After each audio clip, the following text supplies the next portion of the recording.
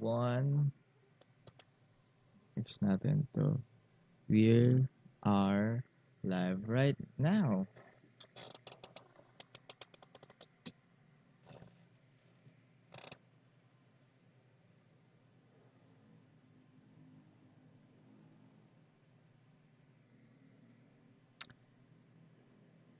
Do you want Hello guys.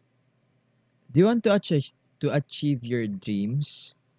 Gusto mo ba na yung mga pangarap mo matutupad mo? And alam mo ba na merong ways kung paano mo ma-achieve yung mga dreams mo na yon? So, if nanonood ka ngayon,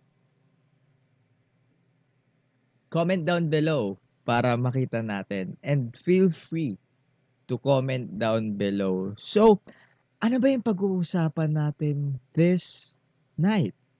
So ngayon, ang pag-uusapan natin is all about law of attraction. So, law of attraction yan. Siguro, yung iba ngayon pa lang narinig yung salitang law of attraction or meron ng sa inyong nakarinig kung ano ba ang law of attraction at law of attraction. So, let me give to you the definition of law of attraction. So, dito sa kay parang Google, ang nakalagay, the action of power of evoking interest, pleasure, or liking for someone or something. So yun yung sa Google, sinasabi nila na ito yung action or power na nagpapakita ng interest. So para sa akin, ang law of attraction ay ito yung halimbawa, kung ano yung iniisip mo or ito yung kung ano yung mga gusto mo mangyayari sa'yo. Kung ano, ito yung, ano kasi ito parang vibration siya sa utak mo. We have conscious and subconscious mind. Napag-aralan natin yan nung nasa science tayo sa elementary ko or high school. Conscious mind, ito yung alam natin yung nakokontrol natin sa utak natin. Conscious, di ba? Conscious. And we have, on the other hand, the subconscious mind. Subconscious mind, ito yung hindi mo siya nakokontrol. Ito yung kung ano yung nasa utak mo, pero hindi mo alam na nasa utak mo. Ganon. So, ang subconscious mind, nakakonect yung law of attraction, nakakonect siya sa subconscious mind natin. Okay, so first, I'll give you an example na mga law of attraction, and I believe na law of attraction ay lagi itong nasa atin at hindi nawawala.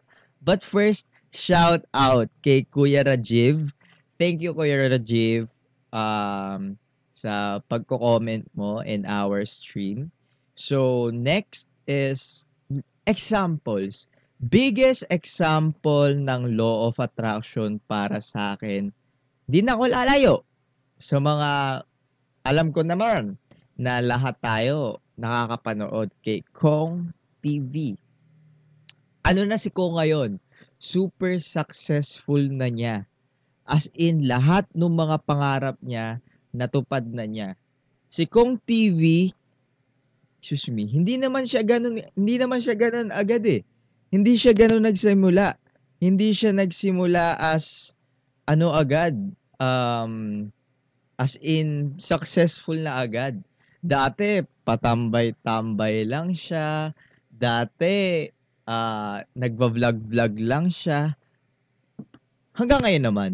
Pero, dahil may pangarap siya, may goal siya, at inattract niya yung goal na niya na yon, ngayon, nagkatotoo na. For example, meron siyang video na nasa loob siya ng sasakyan na hindi niya sa sasakyan.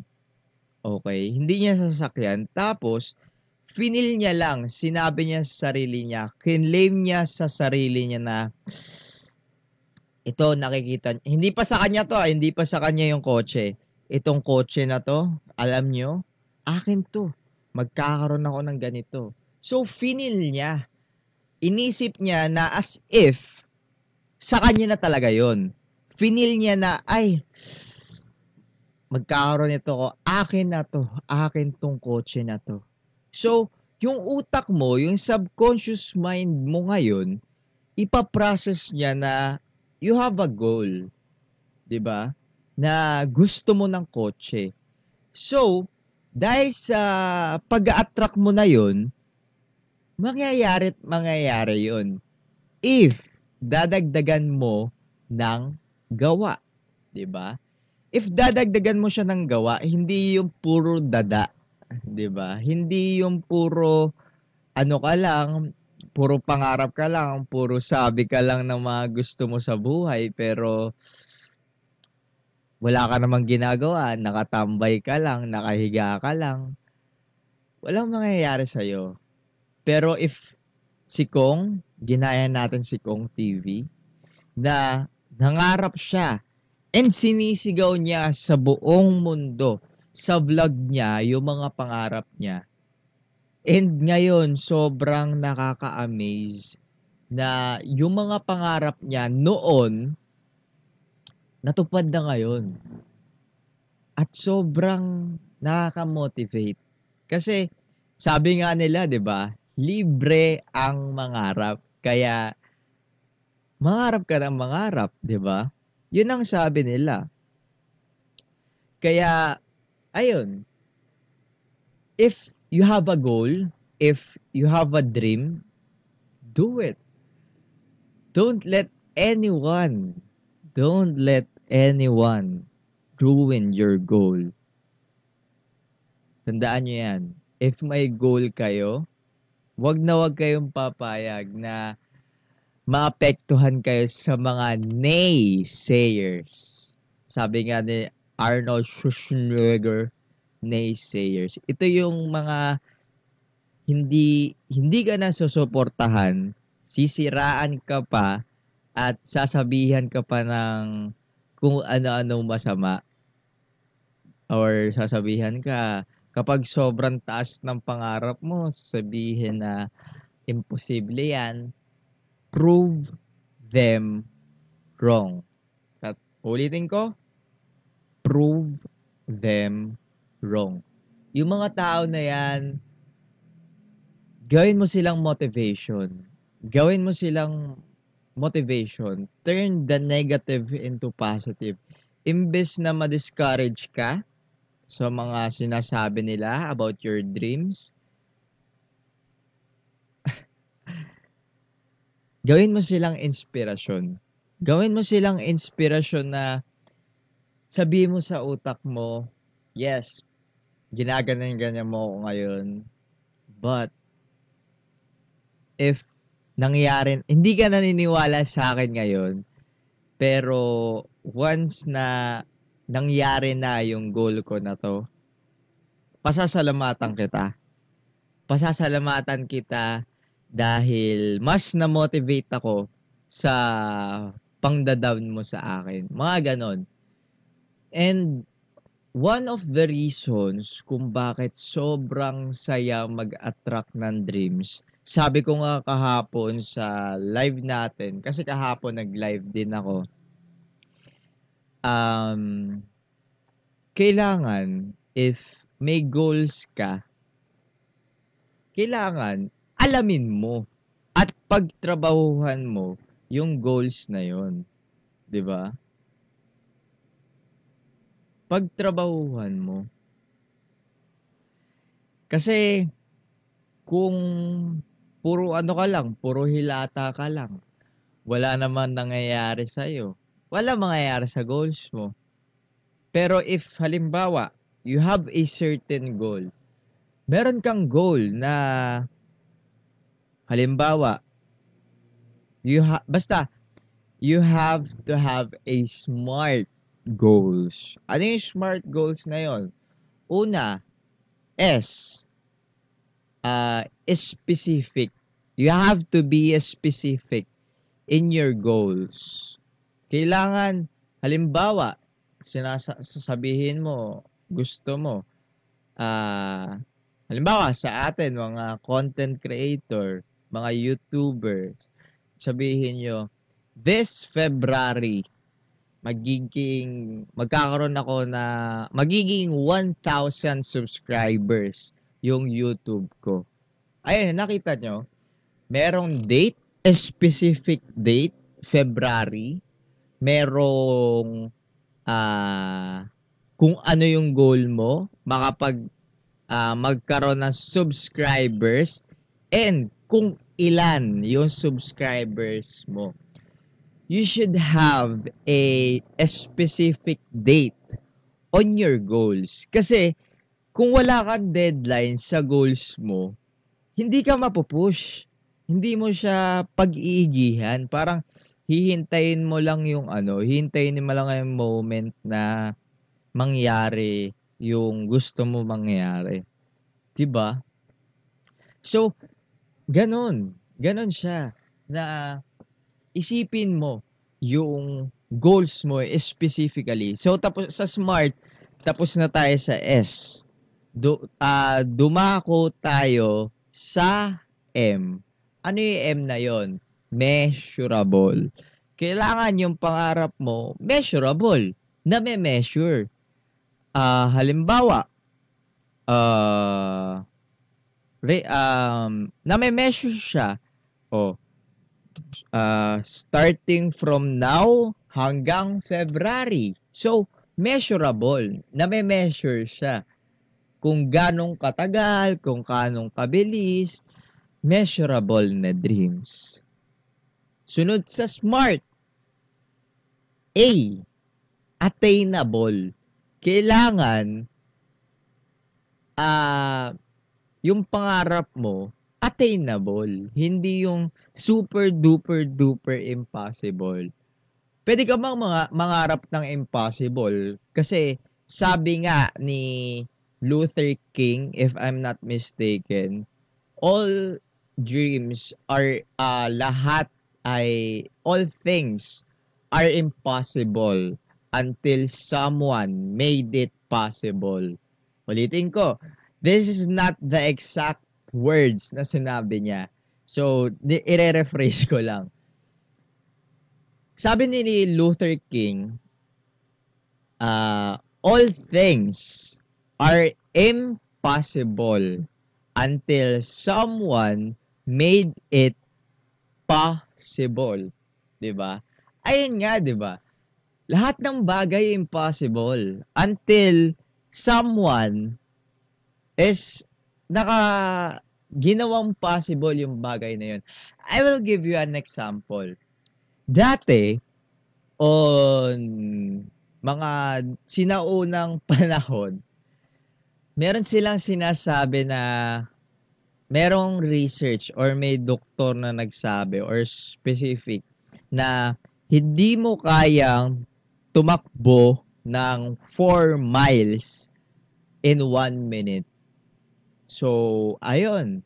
Sabi ni doktor, walang may kaya. It is impossible na magkaroon ng tao na makakatakbo ng 4 miles in just 1 minute.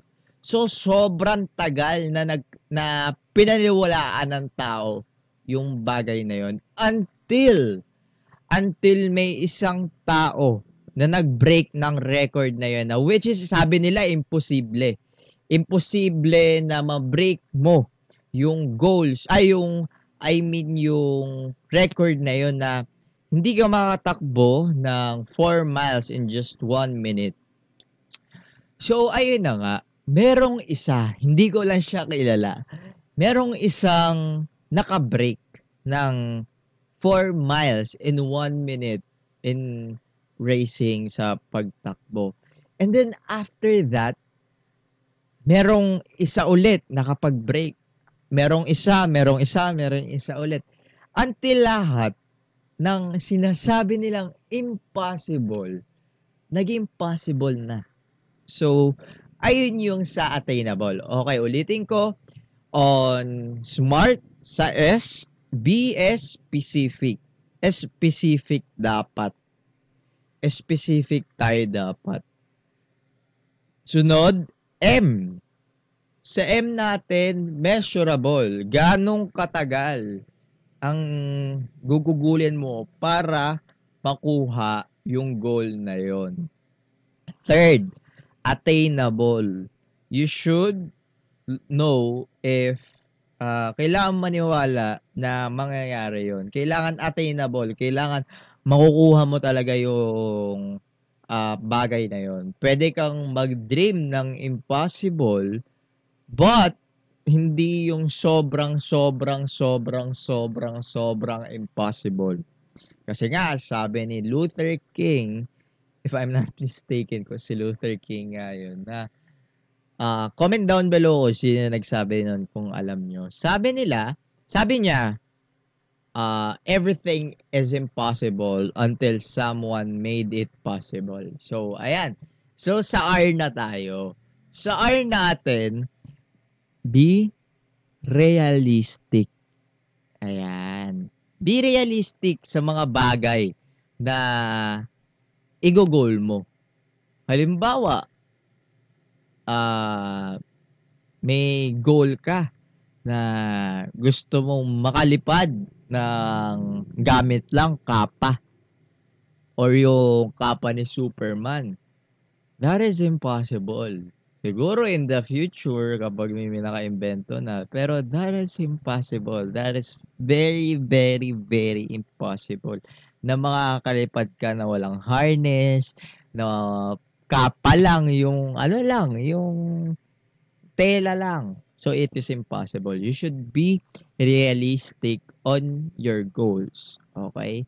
Third is time-bounded. Kailangan, sabi ko nga sa measurable, kailangan mini-measure mo o time-bounded. Time-bounded siya na kaya. Lalagyan mo siya ng deadline. Lalagyan mo siya ng deadline kung ano yung o kung kailan mo gustong mangyari yung goals mo. Kasi kung goals lang and wala kang deadline, hindi ka mapupush.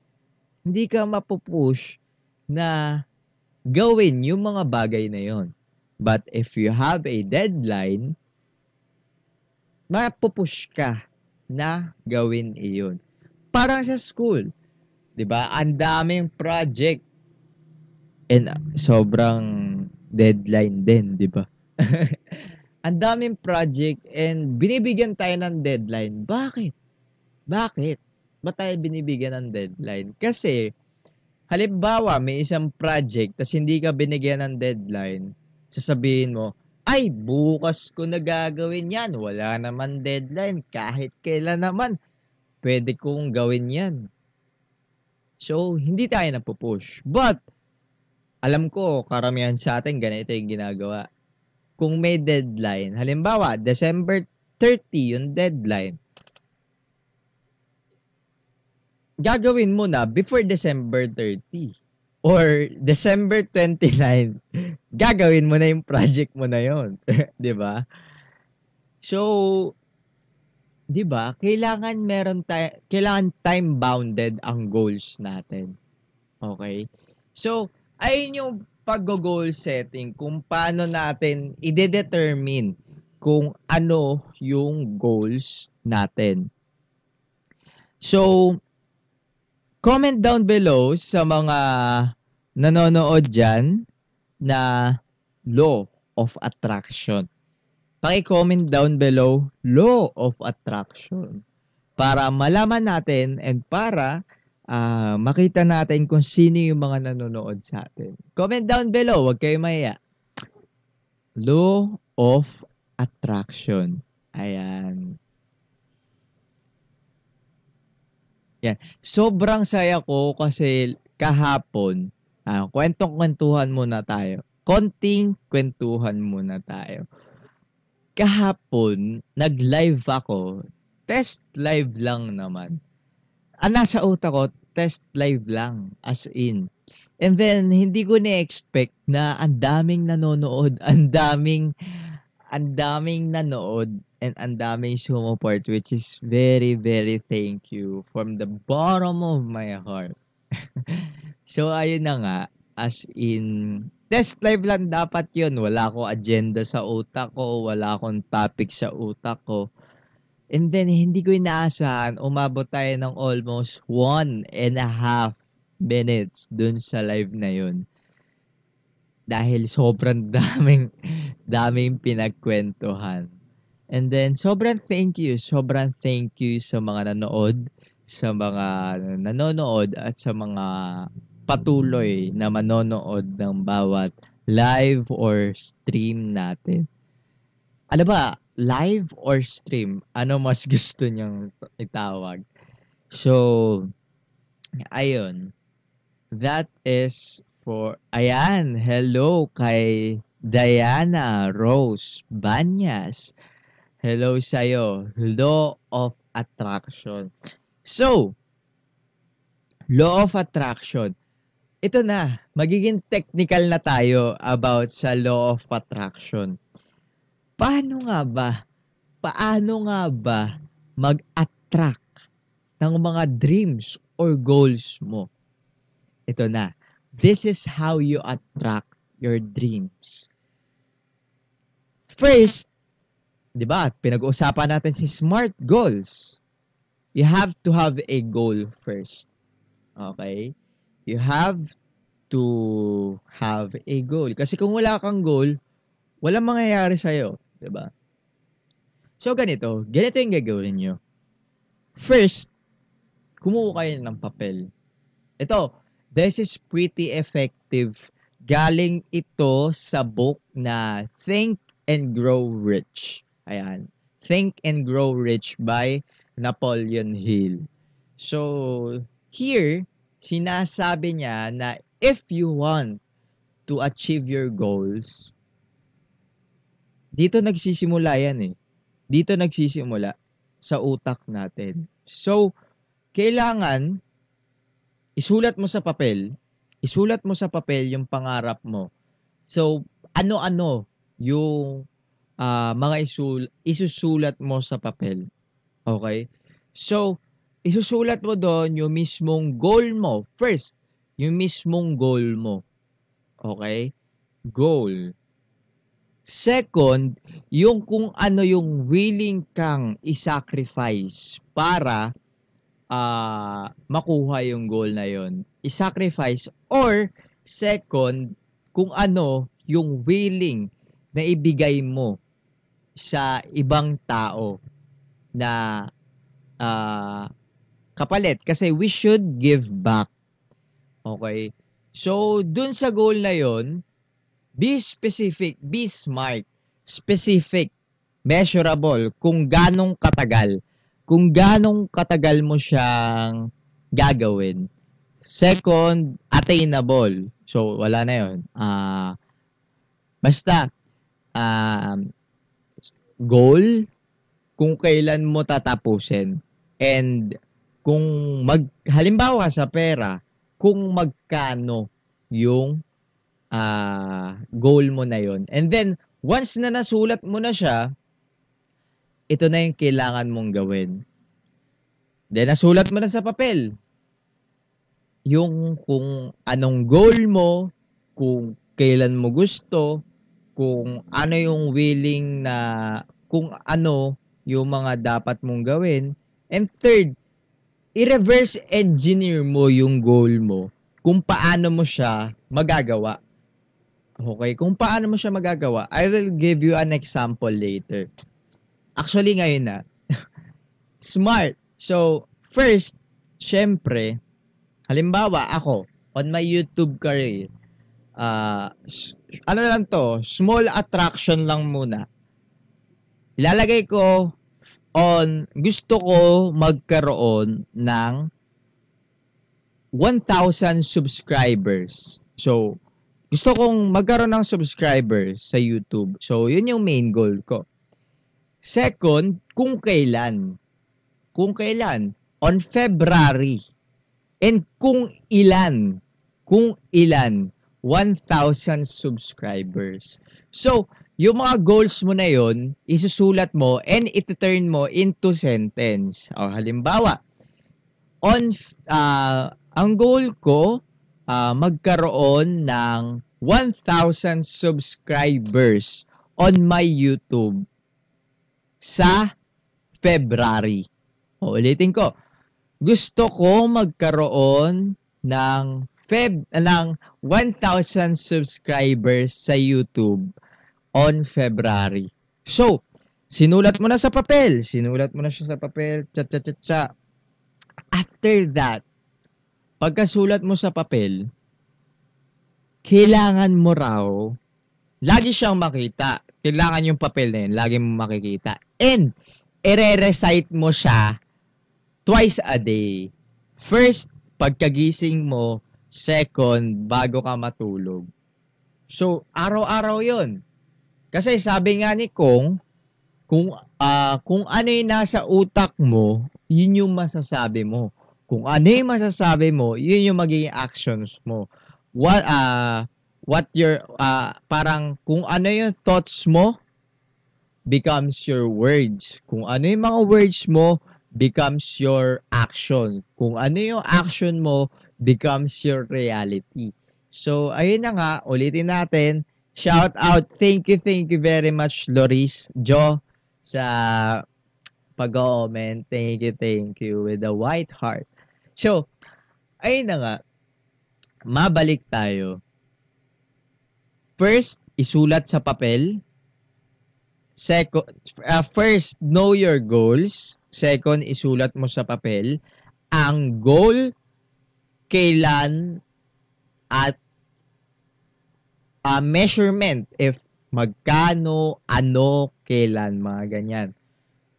Tapos, nasulat mo na sa papel. Tapos, lagi mo siyang titignan, lagi mo siyang babasahin every morning and every bago ako matulog. So, halimbawa, ako, may sinulat ako sa papel. Pagkagising ko, every morning, this February, magkakaroon ako ng 1,000 subscribers on my YouTube. So, ayun. And hindi nyo lang babasahin.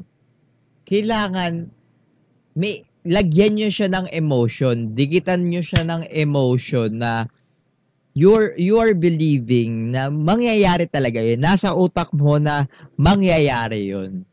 Okay? And then, syempre, nakalimutan natin, reverse engineering of your goals. Kung paano mo siya makukuha.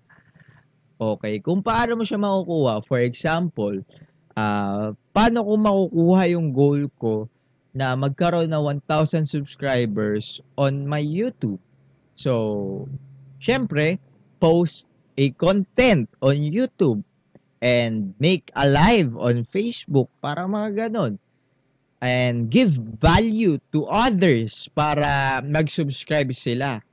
So, ganon siya, guys. So, thank you very much sa pakikinig sa podcast natin ngayon, sa live podcast, which is, this is my first time. And sa lahat ng mga nanood at sa lahat na manonood pa lang nung live natin ngayon, thank you very much. Our topic for tonight is law of attraction. Huwag kang matatakot na i-attract yung mga dreams mo. Huwag kang matakot na mangarap. And kailangan yung pangarap mo na yun, gagawan mo ng solusyon or gagawan mo ng action. Hindi lang siya basta-basta may dream ka lang. You should have an action sa goals mo na yon. And isa pa, bonus na lang, bonus. If ito mas effective to, do a vision board. Lalong-lalo na ngayon, magno-New Year. So, you can attract your goals na, halimbawa, ang goal mo is, halimbawa, ang goal mo ay magkaroon ng bahay, lupa, mga ganon, or long-term goals. Pwede mo siyang humanap ka ng picture sa Google or sa kung saan-saan sa magazine, tas isulat mo and isulat mo and ikabit mo sa wall mo. I will give you an example. So I have here my vision board. Nakikita nyo ba? So ayan siya. I have here my vision board. If nakikita nyo, tignan nga natin. Ayan. So, may dalawang nanonood. So, this is my vision board, guys. As you can see, this is my long-term goals. This is my long-term goals. And I have here my 2020 goals. But, dahil sa pandemic, hindi lahat siya natupad. May mga natupad, pero, ayan. So, ito. First, ito, gusto kong magkaroon ng bahay na maganda. And then, ito, ako to. Inedit ko siya, guys. Inedit ko siya na nakatoksido ko, na, ayan, nakatoksido. Tapos, ang asawa ko, si Dayon ata to. Gusto ko, parang si Dayon, mga ganyan. Tapos yung anak ko, ayan, asa na ba? Hirap naman. Ayan. Ayan, yung anak ko, syempre, gwapings na gwapings din. And then, ito, my family. And then, ito, syempre, cars. Ayan, cars. This is a long-term goal. Alam ko naman matagal pa to, pero baka hindi natin alam, baka matupad na, di ba? So, ayan, nandyan ulit ako. Kinabit ko yung ulo ko sa tuxedo. Kasi, yun yung pangarap ko eh. Yung parang daily uniform ko is tuxedo. Wow! Di ba? Taas ng pangarap natin. And then, after that, ito, this is my wealth. This is my wealth. And then, this one, this is for my company. So, kung di nyo pa alam, gusto ko magkaroon ng sariling company. I want to lead a company. I want to be a CEO. Yan. Gusto ko maging CEO of my own company. So, gusto ko mag-lead ng mga tao, which is ito. Very, very happy sila. Ayan, ang dami nila, di ba? So, this is a big company. Ayan. So, one of my companies na gusto ko ay real estate company. Ayan. Mga real estate. And then, so ito na yung logo ng logo ng Bautista Real Estate. And then here, Bautista Enterprises. So, ayan. Basically, yan yung vision board ko for the long term. Ito yung mga gusto kong goals na matupad ko long term. Alam kong hindi pa ngayon, pero I'm working on it na matupad siya. Wini-work ko siya na every single day, tinitignan ko tong vision board ko na to. And then, I know and I believe, ina-attract ko na mangyayari lahat nandito. And then here, I have here my 2020 goals. Di ko napapakita sa inyo. Pero ayun, this is my goals. Nakapaskil lang siya dito. This is my bedroom. So, every time na gigising ako, nakikita ko siya and visualize ko and iniisip ko na nangyari na. So, ah if gusto nyo makita or mapakinggan yung kung ano pa yung mga goals ko,